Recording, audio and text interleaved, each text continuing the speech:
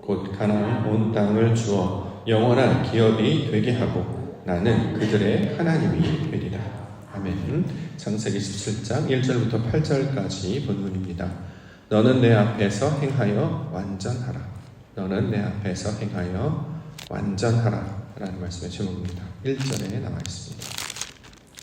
1절 말씀 보시면 아브라함이 99세 때에 여호와께서 아브라함에게 나타나서 그에게 이르시되 나는 전능한 하나님이라. 너는 내 앞에서 행하여 완전하라.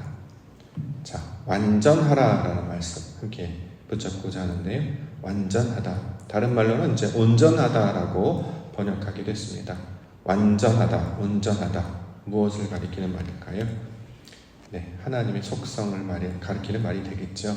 하나님은 완전하신 분이시고 그는 온전하신 분이십니다. 그러므로 완전하다라고 하는 것은 결국 하나님의 속성을 가리키는 말로 우리가 이해할 수 있습니다. 우리 하나님은 흠이 없고 점도 없는 거룩하신 분이십니다. 따라서 완전하다라는 말씀은 하나님의 온전하심과 같이, 하나님의 완전하심과도 같이 저와 여러분들을 온전하게 만들 것이다, 완전하게 만들 것이다 라고 한 하나님의 구원의 의도, 경륜, 또 섭리에 관한 내용으로 이것을 우리가 함께 받을 수 있을 것입니다. 마태복음 5장 48절에 보면 그러므로 하늘에 계신 너희 아버지의 온전하심과 같이 너희도 온전하다. 예수님이 하셨던 말씀인데 하나님께서 구약 가운데 주셨던 말씀을 그대로 우리 가운데 전달하고 있죠. 완전하게 하시는 것. 자, 그러면 완전한 자 누가 있을까요? 우리가 살펴봤던 노아가 바로 완전한 자였죠. 창세기 6장 9절에 보면 이것이 노아의 조건이라 노아는 의인이요 당대의 완전한 자라. 왜 완전하다고 이야기했느냐? 그 다음에 나오는 9절에 설명합니다. 그는 하나님과 동행하였으며. 자, 하나님과 함께 하지 못했던 자가 하나님과 동행한 자가 되었어요. 그래서 완전합니다. 우리는 완전하지 않죠? 근데 누가 완전하십니까? 하나님이 완전해요. 그러니까 하나님 손 꼭 붙잡고 가야죠. 그의 완전하심 때문에 우리도 완전하게 여김을 입는 겁니다. 자, 주님께서 우리 가운데 함께 하셔서 우리와 손잡고 함께 나아가시기 때문에 우리도 온전한 자, 완전한 자로 여겨주신다라는 것이죠. 이게 바로 하나님이 하시는 일이시다라고 이야기를 하고 있는 것입니다. 노아에게 은혜를 입게 하셔서 주와 동행하심으로 완전하게 하시는 것처럼 저와 여러분들 가운데서도 하나님 은혜 주셔서 하나님과 동행하게 하심으로 마침내 완전한 자가 되게 하여 주시옵소서. 이것을 소망하며 기도 가운데 나아가는 성도님들과 교회가 되시기를 주님의 이름으로 간절히 축원합니다. 자, 오늘 민족의 아버지 이야기하는데요. 4절. 보라, 내 언약이 너와 함께 있으니 너는 여러 민족의 아버지가 될지라. 자, 민족의 아버지라고 하는 것은 우리가 생각하는 앤시스터, 조상님들을 가리키는 게 아니고 육신의 조상을 가리키는 말이라기보다는 여기서 말하는 민족의 아버지라는 뜻은 뭐냐면 근본이라는 뜻입니다. 근본, 기초, 뿌리, 시작점. 이걸 이제 아버지로 이제 설명을 하는 거죠. 이게 무슨 뜻이냐면 하나님께서 창세기를 주신 목적이 있어요. 1장을 우리가 오늘 설명해 주신 것은 이게 시작점이기 때문에 이게 근본이요 뿌리. 하나님이 구원하신데 우리 하나님 창조하신데 어떻게 1장을 보면 알 수 있단 말이죠. 이렇게 하신다는 거야. 어떻게 창세기를 보면 알 수 있단 말이죠. 하나님을 몰랐던 자가 하나님의 부르심을 입어서 하나님을 알게 하셨어요. 이게 하나님이 하시는 일이라는 거예요. 자, 이렇게 하나님께서 하나님을 알지 못하는 자를 부르셔서 하나님 알게 하시고, 자, 자기 혼자 살던 자를 하나님과 동행하게 하시고, 자기 뜻대로 살던 자를 하나님의 나라와 뜻을 구하는 자로 살게 하신다. 이게 바로 하나님께서 우리를 부르신 가장 처음 시작점이 된다는 거예요. 이게 아버지라고 번역을 했어요. 네, 시작이라는 거예요. 하나님이 어떻게 이렇게부터 이 자리로부터 시작하게 하시는 것. 다시 말해 하나님께서 우리와 동행하게 하는 그 시작점이 되게 하는 것을 자 하나님께서 아버지가 되게 할 것이다 이렇게 이야기합니다. 민족의 아버지, 여러 민족과 방언과 백성과 뭐 이런 열방을 가리키는 말이라기보다 이게 하나님이 우리를 부르신 처음 사람, 처음 시작하는 태초에 근원되는 시작되는 그 뿌리로부터 시작하게 하는 내용이 될 것이다 라는 것이죠. 그러므로 우리가 신앙 가운데 나아가다가 길을 잃어버리게 될 때, 또는 하나님을 잊어버릴 때도 있잖아요. 그럼 어디로 돌아가라? 처음으로 돌아가는 거예요. 하나님께서 우리를 왜 부르셨어? 구원하시려고. 하나님께서 우리와 동행하시려고. 하나님께서 우리를 완전하게 하시려고 부르셨구나. 이게 시작점이기 때문에 선수들이 실력을 내지 못하거나 슬럼프에 빠질 때도 다시 기본기로 돌아간다. 우리가 뭔가 잘못할 때도 다시 호흡을 고른다. 다시 일상생활에서 자고 깨는 것부터 다시 시작하는 것처럼 우리의 일상은 그 시작점, 하나님이 원래 우리를 부르신 그 원래 의도와 목적으로 돌아감을 통해서 이것으로부터 시작하게 하셨다라는 거죠. 이걸 민족의 아버지가 된다. 이렇게 이제 번역을 했습니다. 개념이 좀 많이 다르잖아요. 우리가 알고 있던 개념. 요거를 기억하시면 좋겠습니다. 그래서 왜 이렇게 번역을 하고 이해를 하냐면 10계명에 보면 5번째 계명이 뭡니까? 내 부모를 공경하라는 거예요. 부모를 공경하라 그러면 우리 효도하라, 육신의 아버지한테 잘해라 이런 뜻으로 지금까지 받았는데 그런 의도가 아니죠. 여기서 말하는 부모는 하나님의 속성을 가리키는 말이었어요. 그래서 아버지라고 할 때 그 부모에 해당하는 아버지라고 할 때 그 아부가 여기서 말하는 민족의 아버지가 될지라 하는 요 말씀을 가리키는 말입니다. 자, 그렇기 때문에 이스라엘 백성들이 출애굽했죠. 그래서 하나님께서 모세를 통해서 약속의 말씀, 그 언약을 받았습니다.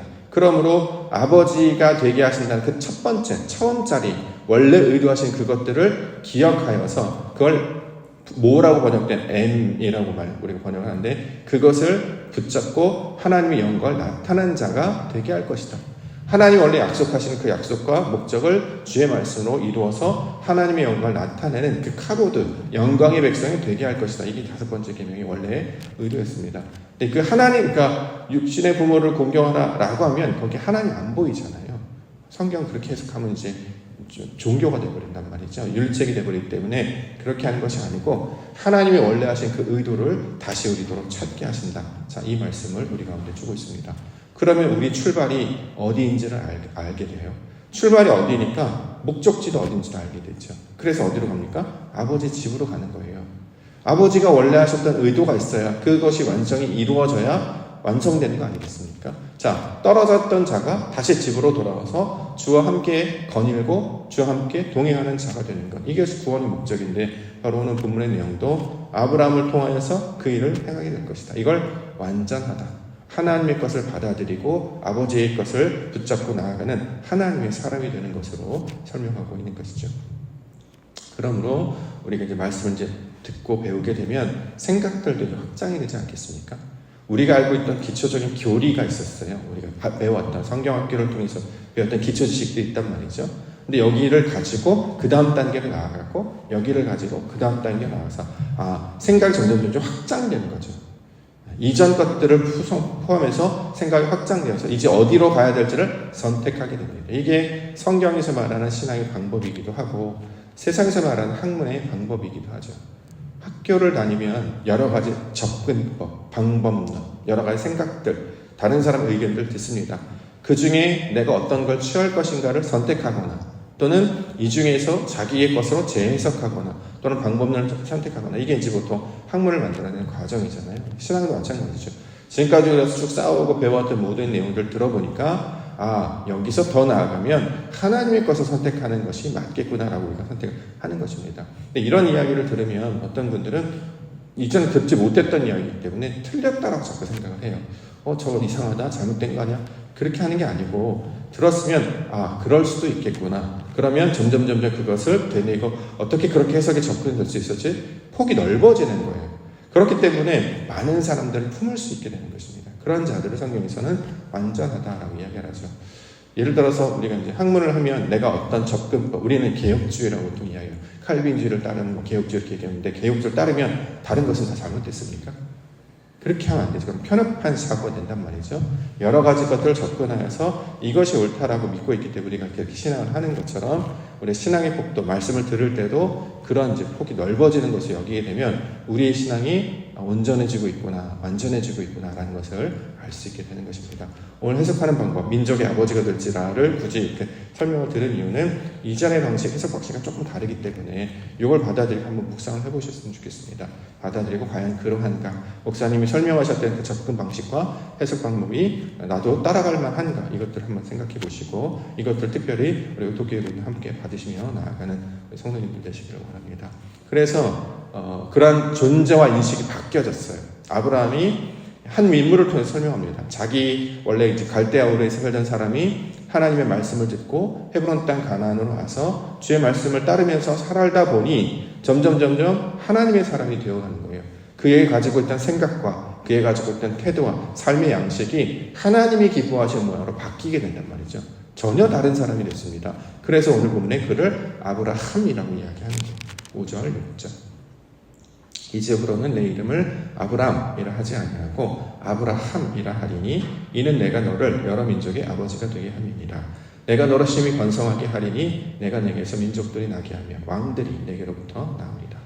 자, 아브람, 하나님께서 원래 그 역사하시는 과정을 아브람이라고 합니다. 원래 이름의 뜻이 그러세요. 근데 거기에 뭐가 들어가냐면 해라고 하는 히브리어 5번째 글자가 들어가요. 이게 무슨 뜻이냐면 호흡, 숨이라는 뜻을 가지고 있습니다.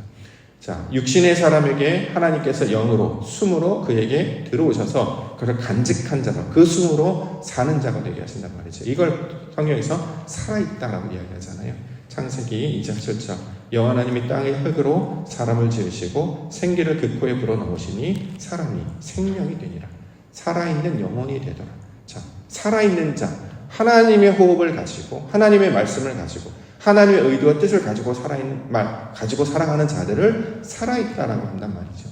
자, 우리를 완전하게 하시는 이유는 산자가 되게 하시기 위하여 하나님의 말씀에 반응하고 그의 뜻을 따라 사는 자들도 우리를 살게 하시려고 불러주셨습니다. 그래서 이것을 살아있는 존재, 이전과 다른 새로운 존재, 그래서 이름을 새롭게 바뀌었다. 아브람에서 아브라함으로 바뀌었다 이야기하죠. 나중에 이제 사레도 사라로 바뀌죠. 야곱도 이스라엘로 바뀌고, 이름을 바꾸는 이유는 그의 존재와 양식이 달라졌다는 것입니다. 육신의 모양대로 살아가지 아니하고 하나님이 주신 말씀의 의도로 살아가는 자들, 그래서 육에서 영으로 바뀌어지고 땅에서 하늘로 바뀌어지고, 그래서 사도 바울도 하늘에 속한 자다, 자 이렇게 이야기하는 것이죠. 이처럼 이전에 다른 사람이 살던 아무 의미 없이 살던 그런 모양에 살다가 하나님이 주시는 그것들을 붙잡고 생명 양식으로 받아서 하나님을 따라 살게 되면 그를 성경에서 뭐라고 부르냐면 왕이라고 부르는 거예요. 그래서 그 다음에 여기 보면 민족들이 나게 하며 왕들이 나온다라는 말이, 왕은 우리가 생각하는 그런 임금이나 대통령, 권력을 가진 자가 아니라 구별된 자라는 뜻이었어요. 이전과는 다른. 그래서 한자도 하늘에 닿는 모양으로 석삼자 이렇게 하늘에 이게 통하는 모양을 그려놨잖아요. 하늘과 땅이 맞닿아 있는 모양을 그렇게 그려놓는 것입니다. 저는 그렇게 해석해야 맞다 생각합니다. 왕이라는 존재는 그래서 뭐 특별하고 뭐 되게 신성하고 뭐 특별한 존재가 아니라 하늘의 속성을 담는다는 거죠. 우리가 창세기를 읽을 때도 새롭게 깨달은 것 중에 하나가 뭐냐면 하나님과 같이 되는 일은 좋은 일입니다. 하나님과 같이 되는 일을 그전에는 큰일 나는 일인 줄 알았어요. 무엄하도다, 어떻게 신과 같이 되려고 하느냐, 교만하도다, 그런 게 아니라 하나님은 하나님같이 되기를 원하세요. 그래야 부르는 게 맞지 않겠습니까? 자신의 것을, 그러니까 유산물로 상속물로 자신의 것을 다 내어주시죠. 하나님은 거룩하시며 안전하시고 은혜와 사랑이 많으시고 그걸 닮으라고 하는 거잖아요. 근데 세상 사람들은 그걸 이해를 못하니까 물질, 권력, 힘으로 이해를 해서 잘못 사용하는데, 오용하거나 왜곡하는데, 성경의 원래 의도는 하나님과 같은 존재가 되는 것을 가리키고 있는 말입니다. 그래서 이것을 아브라함이라고 번역을 하고 있는 것이죠. 자, 이걸 우리 가운데 적용을 해보면 이제 항상 의미를 추구하고 하나님의 뜻을 생각하며 살아갑니다. 이전에 했던 방식은 옛날에 했던 과거 습관 그대로 따라가지 않아요. 그렇게 하면 발전이 없지 않겠습니까? 작년에 왔던 각설이가 우리 또 왔어요. 발전이 없잖아요. 작년에 했던 걸 그대로 한다? 발전이 없는 거예요. 변화가 나타났어. 분명히 우리 한 해 동안 무언가 일을 했다면 부족하거나 넘치거나, 그럼 넘치는 일은 확장해야 되고 부족한 일은 채워야 된단 말이죠. 항상 그 변화를 추구하도록, 거기서 하나님이 주신 뜻이 무엇인지 늘 찾고 우리 삶 가운데 발견하여서 고민하여서 우리의 어떤 것들을 요구하도록 늘 우리를 요청해 주셨습니다. 그렇기 때문에 교회를 다닐 때는 그냥 다니지 않아요. 옥토교회, 석천동에 있는 교회 아니야? 아니에요. 옥토라고 하는 좋은 땅이 되게 하시려고 저와 여러분 불러주셔서 의미를 뒀단 말이죠. 교회를 지을 때도 우리 교회는 성전 모양을 빗대어서 지었습니다. 왜냐하면 하나님의 뜻을 담아내게 하기 위해서였다는 거죠. 예배를 드리는 것도 종교적 행위가 아니라 살아있는 자의 훈련이었어요. 이렇게 날마다 의미를 가지고 살아가게 되면 삶에 의미가 없던 자가 의미를 갖게 되고 늘 하나님의 것을 찾아가기 때문에 성장하게 되는 것입니다. 그런 일들이 나타나야 우리가 어둠이었구나, 열매가 없었구나. 근데 하나님이 주신 것이 무엇이지? 이걸 꼼꼼하게 살피고 그러면 내년에 이렇게 되어지겠구나 라고 우리의 삶을 확장시켜 나아가는 것. 자, 그러할 때 점점 말씀으로도 온전한 자로, 완전한 자로 나아가게 된다는 거죠. 그러니까 일기를 쓰고, 그러니까 우리가 뭘 이렇게 정리하는 거 아니겠습니까? 올해 잘 된 것은 계속 이어가고, 좀 잘 됐네? 이거 생각보다 많이 얻었네? 조금 더 늘리고. 만약에 부족하면 이건 어떻게 채우면 될지 다음에 연구하고, 그래야 뭔가 변화가 나타나지 않겠습니까? 우리 교회 이제 재정을 다시 한번 확인을 해봤는데 여러 가지 오류들도 발견이 됐고, 그동안 우리가 고민 없이 그냥 해왔던 일들이 이번에는 좀 보이더라고요. 그 몇 회 하도 뭔 말인지 모르게 그냥 하던 대로 하는 게 낫는가 보다 생각했는데, 특별히 지난주에 여러분들이 이건 왜 이렇습니까? 물어본 다음에 그렇네? 이걸 왜 이렇지? 라는 생각을 해보니까, 고민을 해보니까 새로운 생각들이 들어서 내일 이제 장로님들과 얘기를 더 나누려고 합니다. 자, 2025년도를 우리가 새로운 비전을 갖고 살아왔다면 2026년도 기대와 소망으로 살아가기 위해서 말씀을 받습니다. 근데 말씀이 하나님 함께, 우리 함께 동행하시는구나, 무언가 그런 일들이 일어나겠구나 라고 소망을 품고 기대하고 의미를 두며 살아갈 때, 이게 바로 살아있는 자들의 내용이 될 것입니다. 그래서 요청하는 것이 뭐냐? 하나님이 되시겠다는 거죠. 7절과 8절. 내가 내 언약을 나와 너 및 내 대대 후손 사이에 세워서 영원한 언약을 삼고 너와 내 후손의 하나님이 되리라. 내가 너와 내 후손에게 내가 거류하는 이 땅 곧 가나안 온 땅을 주어 영원한 기업이 되게 하고 나는 그들의 하나님이 되리라. 우리 장로님 늘 기도하실 때마다 자주 인용하시는 구절 중에 하나가 이거잖아요. 하나님이 우리 하나님이 되심을 감사합니다. 늘 기도 시작하실 때 굉장히 더 인상적이었다고 생각하는데, 하나님께서 우리의 하나님이 되시겠대요. 그냥 지위만 하는 게 아니잖아요. 자리만 맡는 게 아니라 역사하시겠다는 거예요. 뭘 하고 싶은 게 있을 거 아닙니까? 대통령도 그런 얘기 하시더라고요. 내가 이 일을 하는 것은 권력을 잡으려는 게 아니라 일을 하고 싶어서 그렇다. 직분도 마찬가지죠. 우리에게 맡겨진 직분이 있다면 이 일을 해내라고 하는 것이잖아요. 하나님께서 우리 하나님이 되신다라고 하는 것은 우리를 살펴보시고 우리를 늘 주목하여 보셔서, 우리가 어저께 봤던 것처럼 여호와께서 나를 살피시는 부엘 라헤 로이, 그렇죠? 하가를 살피시는 하나님, 우리도 살피신다는 거예요. 부족한 것이 있으면 채우고, 성장한 것이 있으면 고쳐 입게 하고. 아이가 신발이 작대요. 왜 작아? 그냥 신어. 너 그렇게 얘기하는 거 아니야?